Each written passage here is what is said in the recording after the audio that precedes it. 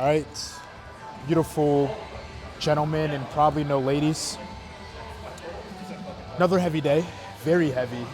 We have to go up to 598 for a set of 2 on the deadlifts, and then we got to drop it down, but only to 550, and then hit that up for multiple sets. Then we got some heavy bench. Like it's all around heavy. Like the heavy shit continues, but no complaints about it. You know, I've said this. Like I think I said it yesterday, but when it comes to, you know, the rathers of this program, I'd rather do the back half any other day, bro. I like lifting heavy shit. You know what I'm saying? Like I would take the heavy shit over the not so heavy stuff for a fuck ton of reps and sets. So I'm not complaining. And for a Tuesday, because you know Mondays are the longest days for me throughout the week, where I got to do a bunch of shit and then I got to come back at 12:30 a.m. to record my short videos, and by the time I edit, I'm going to bed at 6, waking up at regular time, not getting enough sleep. So despite it being a Tuesday, I feel pretty fucking good. I mean, if you're wondering about the pants are not made this way. These are my Berserk knee sleeves. Code Kev, by the way, I Village in iron, but I have these on just because I forgot to wear shorts. Like I just have on the briefs under this. And just for the sake of, like, when you deadlift, sometimes you get a little bit of friction going on, gets caught on the pants if you are wearing pants. And it's like I said, the more you climb up in weight, the more this little thing matters. So like, once you get to a certain amount of weight, all the little things count. So even just having like that trouble of like the friction, you know, you're shaking and caught on your pants can fucking be a lot. So just to get rid of that, at least in the initial pull up, we have these on. So that's what's going on with this. You know what I mean? But we're gonna go ahead and get warmed up, and then get into the heavy shit, starting with that 598.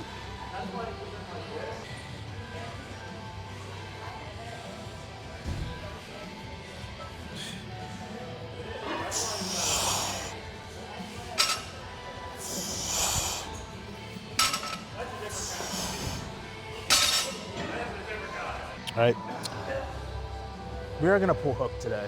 I feel like the grip is good enough to where we don't need to continue to give it a break by using the straps. So we are gonna be pulling hook for all the heavy shit. And then if worse comes to worse, you know, I at least wanna pull, cause it's a lot of heavy shit today. You know, 598 for 2 reps and then 4 sets of 550 can cause some very bad wear and tear on the grip. So if we do pull out the straps, I do just wanna at least get the top set done in like 2 sets of the 550 before we just can't take it anymore and put on the straps. But best case scenario, we don't need to do that and we get everything done without the straps.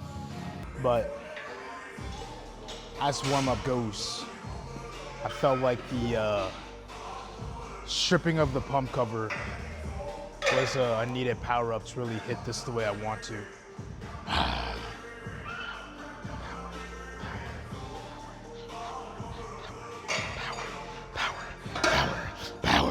We move this at RPE 7, right?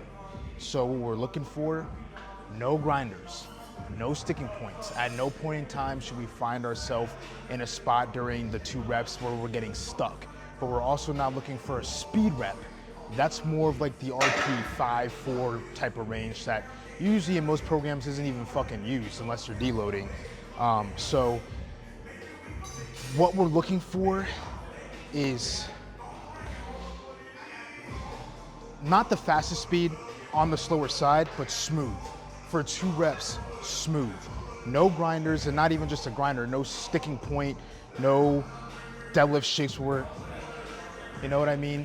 Like, not the fastest on the slower side, but smooth. That's what we're looking for these 2 reps. Bitch. Come on. Shit.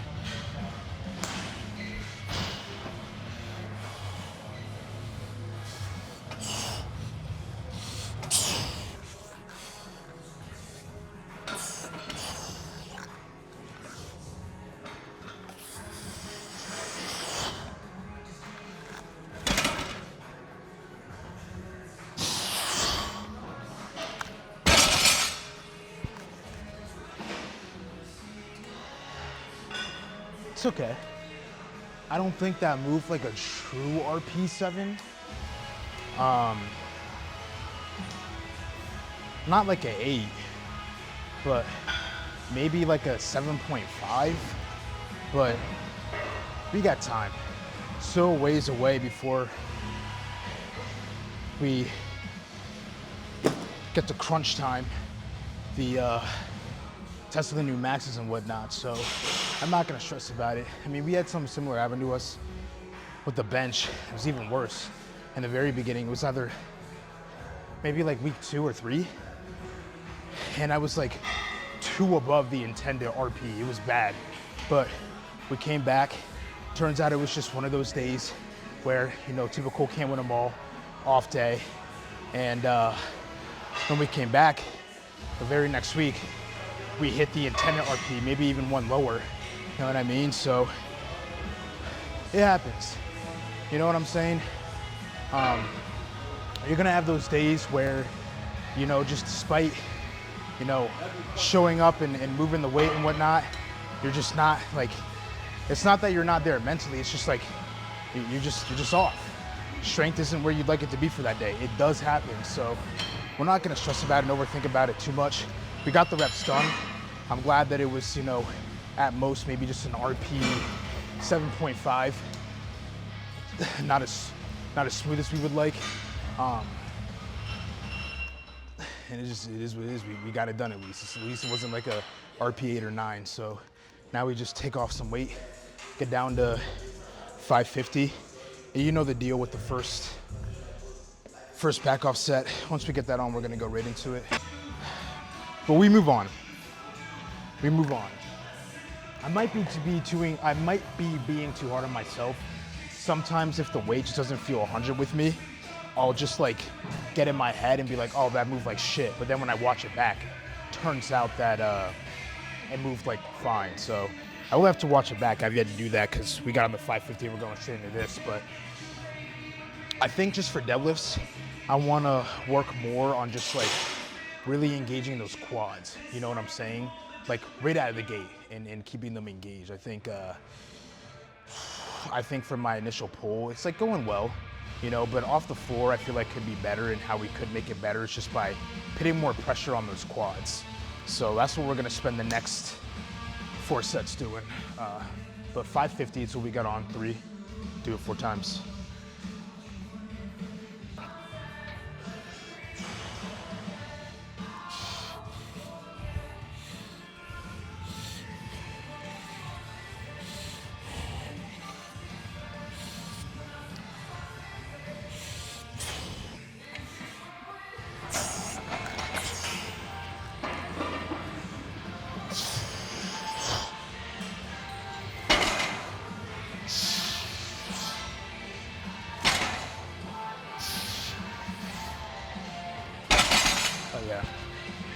Yeah. Really keeping the quads and shit engaged, and I felt like that definitely helped. Might have found one of those little things to work on to make the lift feel even that much better. So yeah, now all we gotta do is just keep that going for 3 more sets.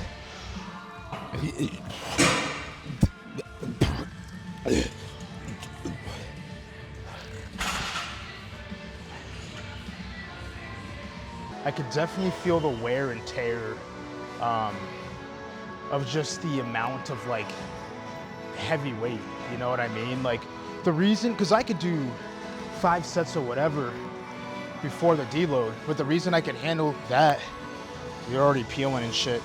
The reason I can handle that without the straps is because it wasn't as much weight. So in terms of the weight, it's the volume that's fucking me up. Like it is less reps and less sets, but it's heavier. So it's really taking a toll on my hand. So I think just to preserve the hands in a way where our grip isn't completely shot, or worse, we just completely fucking destroy like a big callus or something, like rip it off. And then we can't pull unless we're wearing straps until that's healed. We're just gonna do this one last set. And then for that 4th and final set, we'll put on the straps. You know what I'm saying? But yeah, 2 sets left, including this one. We did grind one off camera for the coach. So that leaves us with just 2.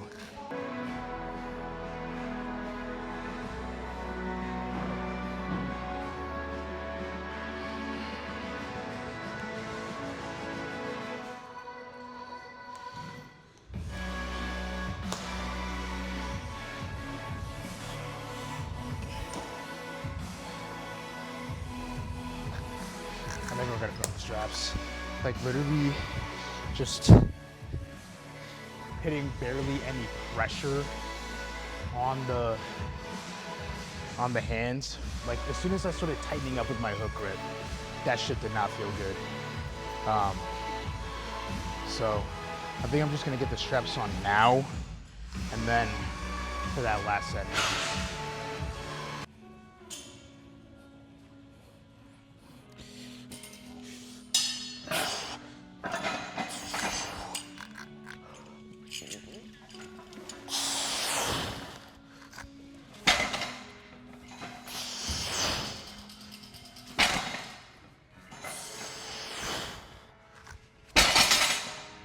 I will say the good thing about straps is not only are we preserving the grip and just making less of a chance of us completely ripping some calluses and shit, is that it also gives me a lot more opportunity to really focus on squeezing those legs, using that leg drive. I understand it. You know what I mean? I'm on my Maharaga type shit. But we got one last set. And straps with a pen. And I'll try tightening up with the hook grip. If I feel like I'm gonna rip something, we'll just put on the straps and just double focus up on that quad engagement. If not, we'll just finish up with the hook grip. I still feel the stinging in my thumb, so I'm gonna just lock in and do this last set with them and just, like we said, double focus on that quad power.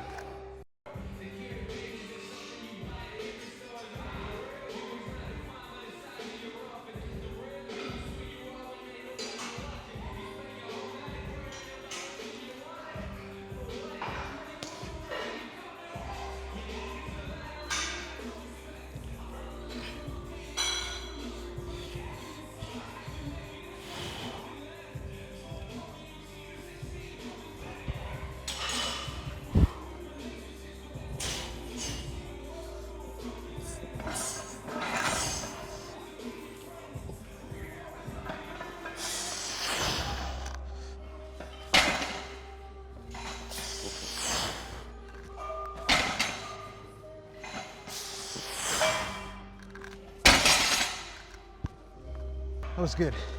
And I say really good just because when I get to that point where I'm usually fatigued, you could tell. You know what I mean? Just like I start getting deadlift shakes, all that shit.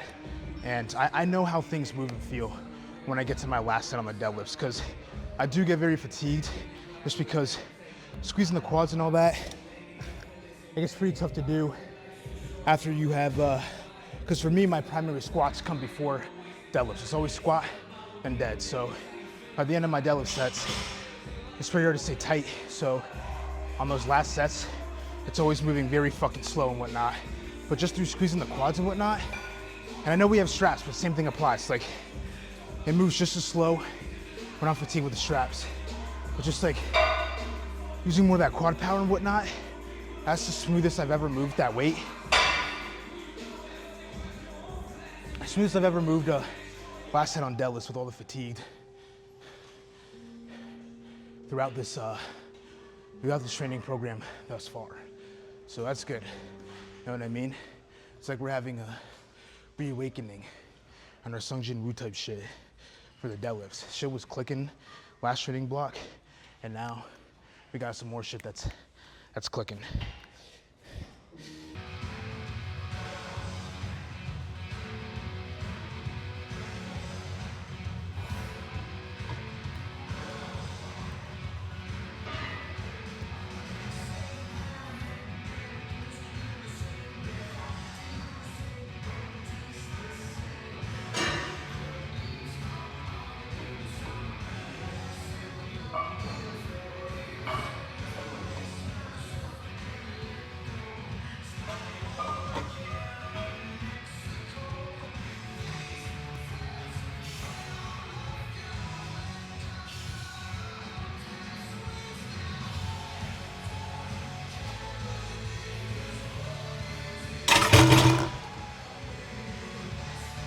Sorry about being mute.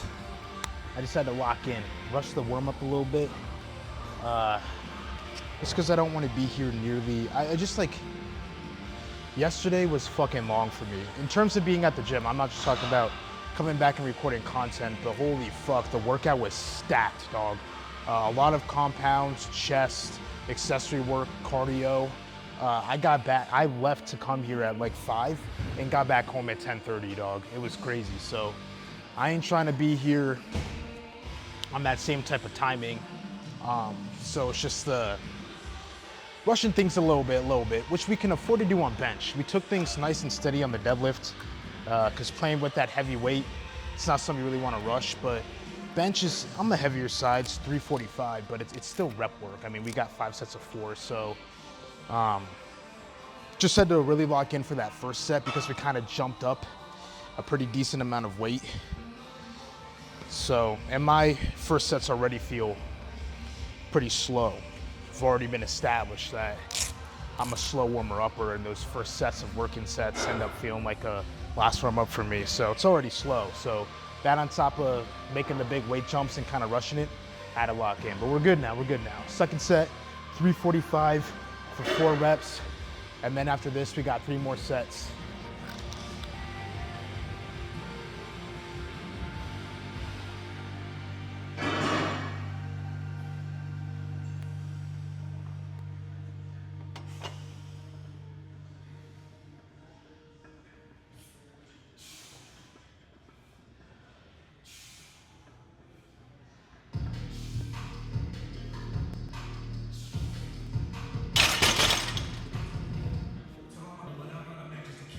Same type of timing as yesterday, dog.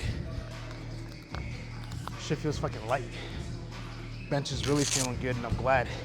That was the last thing that we needed to really click to set ourselves up for a 3 for 3 when it comes to the PRs, bench squat deadlift.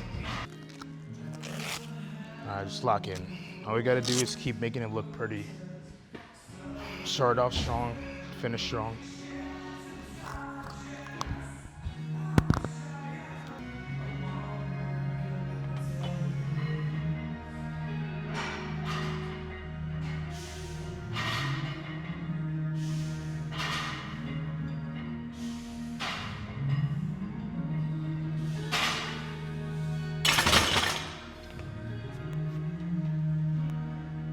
For good old coach.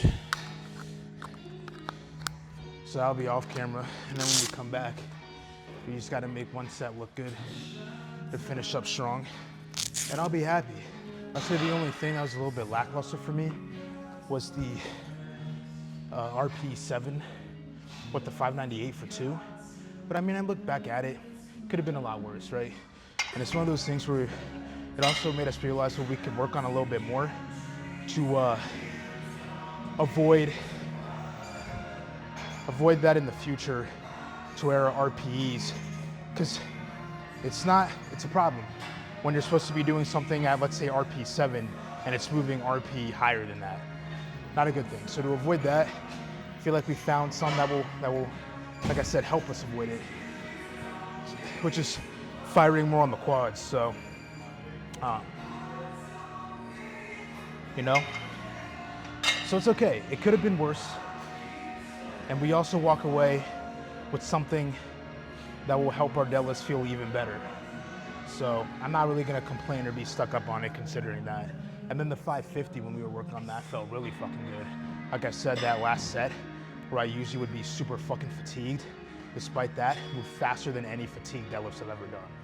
You know what I'm saying? So the takeaway is greater than just a small little loss of just, you know, wishing I moved the RP7 a little bit smoother. Last set. Not really much to say besides let's get it done.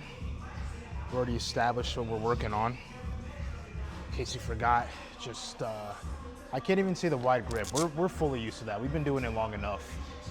We've been doing it for like 5 weeks. That's solid. But just setting up, you know what I mean? We changed our setup just to maximize the leg drive, maximize the arch, but not to a point where we're arching like a little bitch, you know what I'm saying? Like somebody that's getting fucking pounded from behind, not that type of arch. We're still, you know, it's arching. You know what I'm saying? But even though it's a little bit on the pussy side, as long as we're not to a point where it's like those motherfuckers, like I said, that are arching like their homie's gonna come from behind and fuck them, and it's like a 2-inch range of motion. You know what I'm saying? But maximizing that leg power, we continue to work on, and it's feeling good. Fucking bitch, dude. Didn't say hi back, fuck him.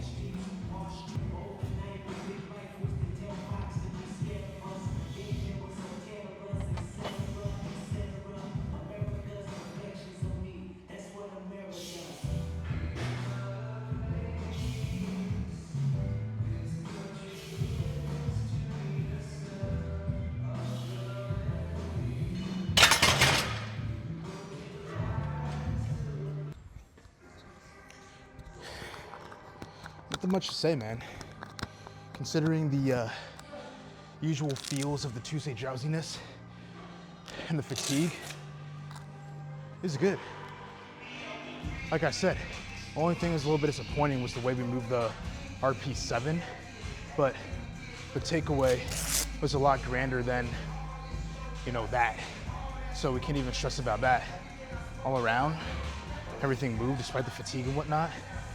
It's a really fucking solid day, and I'd call it a really good day 2 of the heavy shit chronicles.